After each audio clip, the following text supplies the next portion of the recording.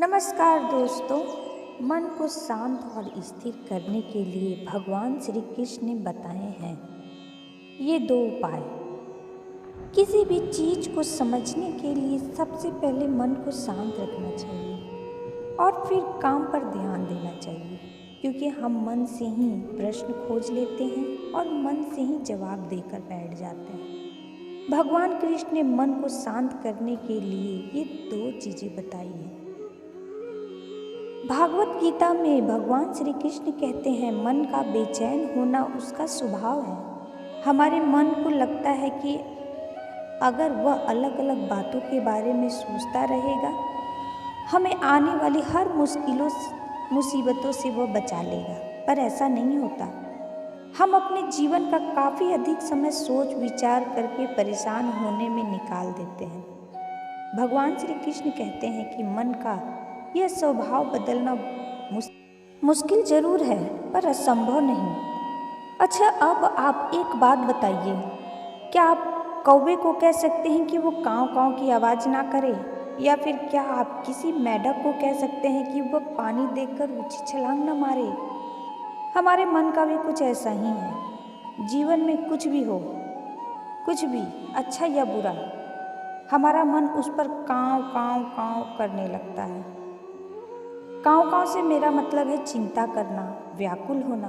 कोई बुरी बात होती हुए भी या नहीं होते हुए भी मन परेशान हो जाता है, ऊंची ऊंची लपेटें लेने लगता है, चिंतित होने लगता है हमारा मन।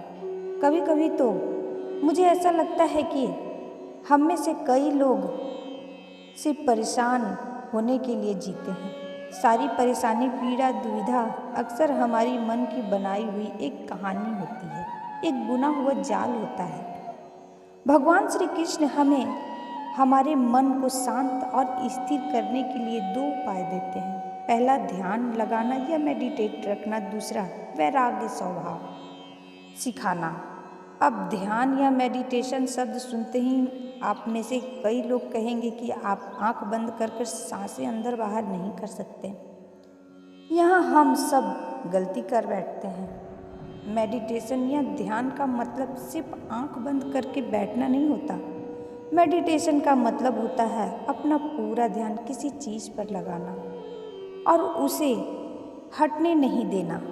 अगर आप रोटी बना रहे हैं तो आप अपना ध्यान उस पर लगा दीजिए। अगर आप पिक्चर देख रहे हैं तो आप पूरा ध्यान पिक्चर पे लगाएं। यह मत सोचें कि पिक्चर देखकर आप अपना कितना समय बर्बाद व्यर्थ कर रहे हैं। अब जब आप जीवन के हर छोटे बड़े काम को पूरा ध्यान से करते हैं तो आपका जीवन एक मेडिटेशन बन जाता है। ऐसे में जीवन में शांति, स्थिरता, साहस और सफलता का होना अनिवार्य होता है। वैराग्य भाव दूसरा उपाय, अर्थात कि आप सब कुछ छोड़कर जंगल में जा बैठे।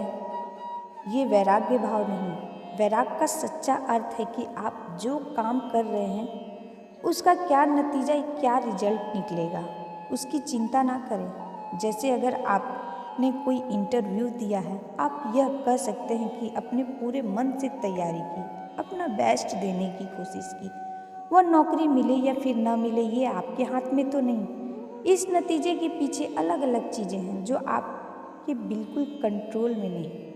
तो जिस चीज़ के बारे में आप कुछ नहीं कर सकते उसके बारे में चिंता भी नहीं करें। यही वैराग्य का सच्चा मतलब होता है। और यही भगवान श्री कृष्ण का दूसरा उपाय, मन की चिंता की लपेटों से बचाने का दूसरा उपाय।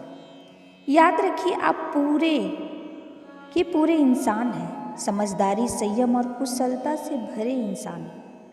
आपका मन जब भी कौवे की तरह अलग अलग बातों को लेकर परेशान करने लगे, तब अपने मन को भी प्यार से समझाइए और शांत कर लीजिए। बस अपने ऊपर विश्वास रखिए कि आप कभी अपना बुरा नहीं होने देंगे। भगवान श्री कृष्ण के मन को शांत और स्थिर करने के ये दो उपाय आपके जीवन में मंगलमय लाएं और आशा करती हूँ कि आप लोग के जीवन में बहुत सारी खुशियाँ आएँ। तो मिलते हैं दोस्तों अपने अगले वीडियो में। तब तक के लिए धन्यवाद।